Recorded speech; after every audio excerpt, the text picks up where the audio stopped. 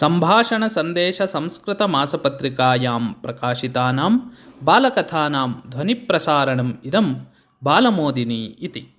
महासाहसी विधिचन्दः। गुरुः हरिगोविन्दः पञ्जाबसिन्धादिप्रदेशान् यदा रक्षति स्म तदा प्रवृत्ता घटना एषा। ताराचन्दवक्तमलनामानौ हरिगोविन्दशिष्यौ गुरवे उभौ अश्वौ उपायनीकर्तुं स्वस्थानात् प्रस्थितवन्तौ। किन्तु मध्ये मार्गं यवनराजः शाहजहानः अश्वौ वशीकृत्य तौ ताडयित्वा प्रेषितवान्। तौ हरिगोविन्दसमीपम् आगत्य प्रवृत्तं सर्वे निवेदितवन्तौ। तदवसरे विधिचन्दः पार्श्वे एव आसीत्।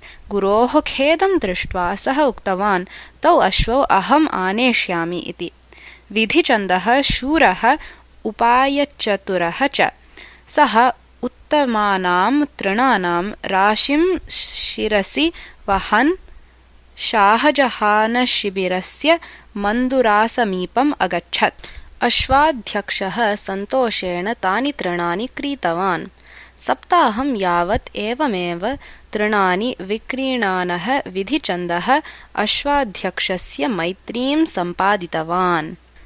ततः सः मन्दुरायां नियुक्तः अभवत्। सर्वैः सह प्रीत्या व्यवहरन् श्रद्धया कार्यं कुर्वन् सः अचिरात् एव अश्वयोः सेवायां नियुक्तः अभवत्। मासद्वयाभ्यन्तरे उत्तमसेवया सः तयोः अश्वयोः प्रियः जातः। एकस्यां रात्रौ यदा सर्वे मदिरान्मत्ताः आसन् तदा विधिचन्दः एकम् अश्वं बन्धनात् विमोच्य तम् आरुह्य उत्प्लवनेन दुर्गभित्तिम् अतिक्रम्य रावीनद्यां पतित्वा तां तीर्त्वा निर्गत्य अनन्तरदिने गुरोः हरिगोविन्दवर्यस्य पुरतः प्रत्यक्षः अभवत्। अश्वस्य चौर्यस्य वार्तां श्रुत्वा शाहजहानः नितरां खिन्नः आश्चर्यचकितः च। केन जनेन केन उपायेन अश्वः अपहृत्य नीतिः इति तु केनापि न ज्ञातम्। विधिचन्देन अपरः अश्वः अपि आनेतव्यः अस्ति ननु? तदर्थं सः उद्यतः अभवत्। एतदवसरे सः ज्योतिषिकवेषेण शाहजहानस्य शिबिरं गतवान्। तस्य वचनचातुरीं दृष्ट्वा शाहजहानः अवदत् यत् अश्वः केन चोरितः, कथं चोरितः च इति भवान् वदेत् चेत् भवते विशेषपारितोषिकं दास्यामि इति। तत्र कः क्लेशः? यत्र अश्वः आसीत् तत् स्थलं प्रति भवन्तः मां नयन्तु तावत्। सर्वं परिशील्य अहं क्षणाभ्यन्तरे विदिष्यामि इति अवदत् विधिचन्दः।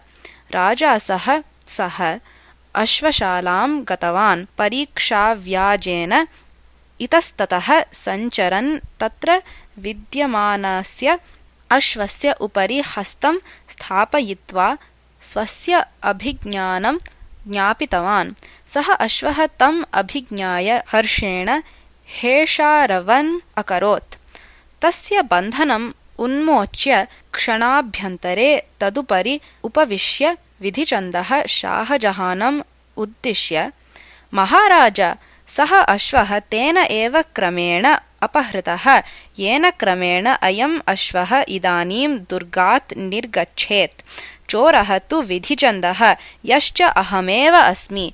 उभौ अपि अश्वौ गुरवे हरिगोविन्दवर्याय उपायनीकृतौ आस्ताम्। एतावता एकः स्वस्थानं प्राप्तः अस्ति। इदानीम् अयमपि तदेव स्थानं प्राप्स्यति इति उक्त्वा उत्प्लवनेन दुर्गभित्तिम् अतिक्रम्य रावीनद्यां कूर्दित्वा लीलया ताम् अतिक्रम्य ततः अदृश्यः अभवत्। विधिचन्दस्य साहसप्रवृत्तिं दृष्ट्वा शाहजहानः अन्ये अधिकारिणः महत् आश्चर्यम् अनुभूतवन्तः।